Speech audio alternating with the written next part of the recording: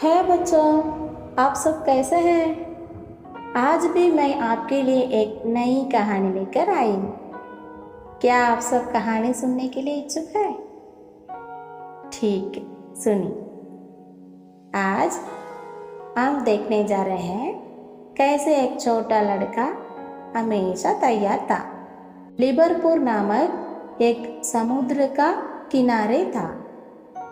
एक कैप्टन अपने जहाज की ओर चल रहा था। जब वह चल रहा था तो उसने एक होटल के सामने एक छोटा लड़का को देखा। वह फटे कपड़ा पहने हुए था और खाने के चीजों को लालच से देख रहा था। यह देखकर कैप्टन उस लड़का के पास गया और उसे पूछा कि तुम यहाँ क्या कर रहा हो? वह लड़का कहा कि मैं होटल के खाद्य पदार्थों और मिठाइयों को देख रहा हूँ। कैप्टन दयालु था और उसने होटल से कुछ खरीदने और उसे खिलाने के लिए सोचा। बाबू, 30 मिनट में मेरा जहाज समुद्र के किनारे से चला जाएगा। यदि आप एक अच्छे कपड़े के साथ तैयार होते तो मैं आपको होटल ले जाता और खाना खिलाता। मैं अभी तैयार हूँ। लड़का की साहस और लालसा ने कैप्टन के दिल को छू लिया। इसलिए वह उसे होटल में ले गया और उसके लिए कुछ ऑर्डर किया। छोटे लड़के ने बहुत जल्दी सारा खाना खा लिया। तब कैप्टन ने उनसे उनके परिवार के बारे में पूछा। आपके कितना भाई बहन है? आपके माता पिता क्या काम करते हैं? जब मैं 4 साल का था तो मेरी माँ की मृत्यु हो गई। मेरे माँ की मृत्यु के बाद मैंने कभी मेरा पापा को नहीं देखा। इसीलिए इस दुनिया में मेरे परिवार के रूप में मेरा कोई नहीं है। मेरी माँ की मृत्यु से पहले उन्होंने मुझसे कहा कि प्रभु यीशु आपकी देखभाल करेंगे और उन्होंने मुझे सिखाया कि मेरी आवश्यकताओं के लिए यीशु से कैसे प्रार्थना करना करके। जैसा मेरी माँ ने कहा वैसा आज तक यीशु मेरी देखभाल कर रहे हैं। वह छोटा लड़का को अकेला नहीं छोड़ना चाहता था और कहा कि अगर तुम अच्छे कपड़ा के साथ तैयार होते तो मैं तुम्हें अपने कैबिन को देखभाल करने के लिए जहाज पर ले जाता। कुछ ही मिनटों के भीतर मेरा जहाज प्रस्थान करने के लिए तैयार है। इस कम समय के भीतर आप क्या करेंगे? मैं वास्तव में दुख हूँ कि मैं आपको मदद नहीं कर सकता। यह सुनकर लड़का सीधा खड़ा हो गया और बोला, कैप्टन, मैं तैयार हूँ। कैप्टन को लगा कि भले वह अच्छे कपड़े के साथ तैयार नहीं होने से भी वह दिल में तैयार है।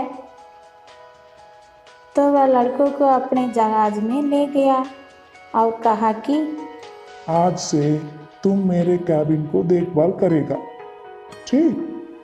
कैप्टन ने लड़का को जहाज के अन्य कर्मचारियों से मिलवाया।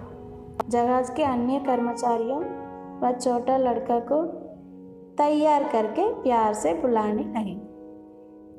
कैप्टन के आदेश के अनुसार कुछ महीने बीत गए। तैयार कैप्टन के साथ खुश था और कैप्टन भी उसे अधिक प्रेम करते थे। तैयार रोज प्रार्थना करना नहीं भूलता था और अपने कैप्टन के लिए भी नियमित रूप से प्रार्थना करता था। तैयार अपने कैप्टन को भी यीशु से प्रार्थना करने और उससे प्यार करने का अनुरोध किया। एक बार तैयार को अचानक बुखार आ गया। उनके दिल में भयंकर दर्द हुआ जहाज में जो डॉक्टर थे वह तैयार को इलाज किया और कहा कि उसका स्वास्थ्य बहुत खराब है और वह लंबे समय तक जीवित नहीं रह सकता। तैयार यह भी जानता था कि वह लंबे समय तक जीवित नहीं रहेगा, लेकिन वह मौत से नहीं डरता था। एक बार तैयार ने कैप्टन से कहा कि मैं मरण के लिए तैयार हूँ। एक बार तैयार अपने सपने में देखा कि उसकी माँ यीशु के पास खड़ी है और उसका इंतज़ार कर रही है। किसी दिन उन्होंने कैप्टन को बुलाया और कहा, कैप्टन, मैं तुमसे बहुत प्यार करता हूँ। जब मेरे लिए कोई नहीं था तो आपने मेरे ख्याल रखा। मैं आपको बहुत बहुत धन्यवाद देता हूँ। अब मैं तुम्हें हमेशा के लिए छोड़कर स्वर्ग जा रहा हूँ, जहाँ मेरी माँ और यीशु रहते हैं। और यह भी मैंने सपने में देखा कि स्वर्गदूत मुझे स्वर्ग ले जाने के लिए आ रहे हैं। अब मैं आपसे निवेदन करता हूँ कि कृपया मेरे लिए एक काम कीजिए। जैसा कि आप मुझे बहुत प्यार करते थे, मैं आपको स्वर्ग में भी देखना चाहता हूँ। क्या आप यीशु को अपना दिल देंगे? कैप्टन ने अपनी आंखों में आंसू भरते हुए कहा, मैंने इस बारे में पहले से सोच लिया था। तैयार ने तुरंत कहा, आप अपना दिल यीशु को कब देना चाह रहे हैं? कैप्टन ने कहा कि मैं जल्दी अपना दिल यीशु को दूंगा। लेकिन तैयार कहा कि कैप्टन, आपने ऐसा बोलना चाहिए कि मैं अब तैयार हूँ। कैप्टन ने आंसू बहाए।